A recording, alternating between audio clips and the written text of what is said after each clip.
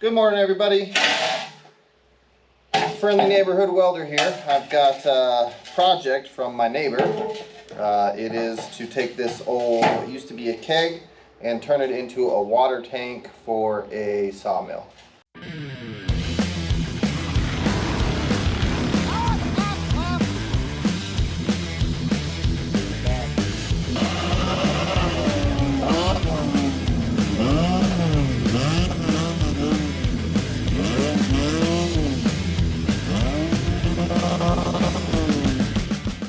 So what we got to do here is we have this piece of a keg for a catch piece to put in here where the tap used to go.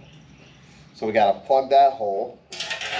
We've got this rusted out fitting down here that we need to replace with this fitting for a water line to go on. And then we've got the cap here, which looks to be like an old, looks like a military style gas cap. So, but right now I'm realizing that this thing looks like it's rusted in here. So first we got to get this cap off of here, off of the actual ring. And we got to do a bunch. We got to prep this thing. This thing's really dirty. We got to get it cleaned up. Yeah, and then we got to do some cutting and do some welding. So let's get to it. Let's see if this cap will come off of this flange. Ooh, that's a no-go so far.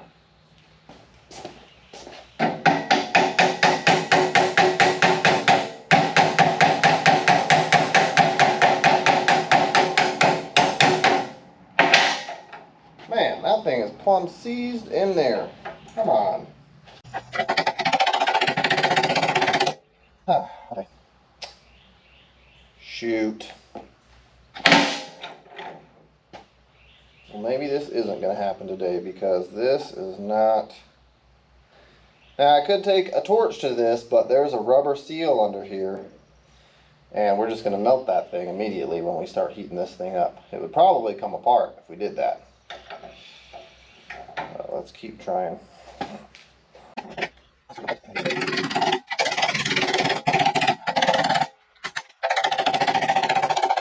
It's moving!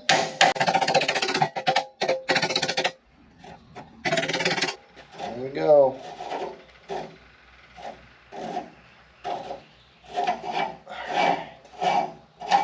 All right, look at that. That wasn't too bad. I'm gonna go clean this up on the wire wheel real quick. Alright, same goes for this. I got that little cleaned up, got the threads cleaned up on there. We're gonna clean this up on the wire wheel. And this we might actually end up taking into the blasting cabinet to get it a little bit cleaner. We'll see. Let's get the wire wheel first. Alright, that's how far we got with the wire wheel. Let's throw this in the bead blasting cabinet. And then I'll show you guys how clean we get it in there. And then I'm going to throw this in there too so we can get this junk out of here and just get it a little bit cleaner. I don't want to totally like blast everything off of it, but I don't want to kind of at least clean it up. And then we'll move on to cleaning this up. Alright, so we got that in the blasting cabinet, got those threads all cleaned up, got that inside cleaned up pretty good. This might have to be painted now because we probably blasted whatever coating was on it off, but we'll let the owner do that. And then here's our ring. It looks pretty good on the outside. It's still got some like really nasty crud on the inside that just won't come off. You know, it is what it is. So, you know, we'll clean this up a little bit more right before we weld it with a wire wheel or something, but it's good now, and we got threads in pretty easily. So that's an improvement. Okay, so the next thing, oh man, I should have taken this in there. I gotta clean this fitting up. And I guess I'll throw that in the blasting cabinet. And then I'm gonna work on cleaning this up. I'm gonna clean this ring up a little bit with my flapper wheel. Take some of the high spots off, just smooth it out. It looks like this is where they cut like a ring. There was a ring like this on this right here, or some sort of ring on there. Same on this side. We'll clean that up some more too. So we'll get those cleaned up. There's some like junk on there. We'll just get this whole thing cleaned up. We'll get all the dirt off of it and we'll get it ready to go. So that's what's coming up.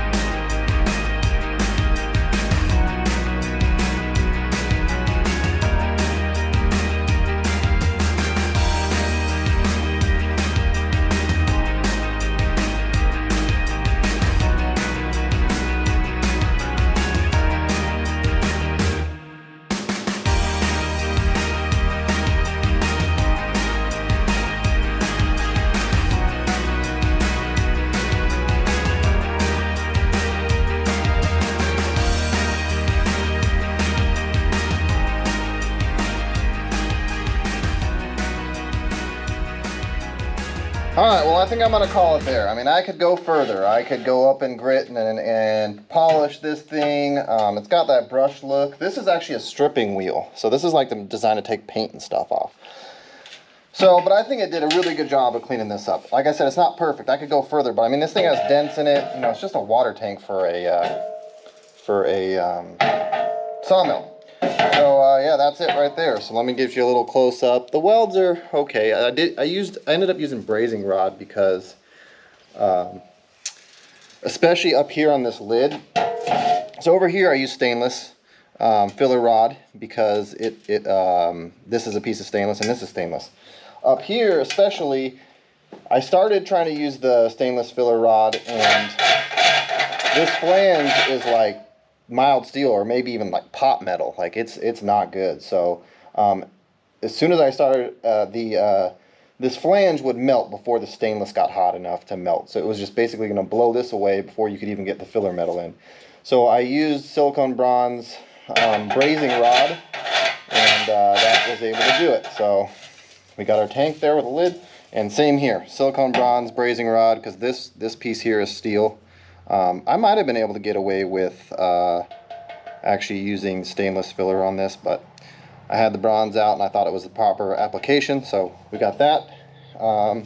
And we got our lid, and we got our side hole filled, and this thing is ready to go.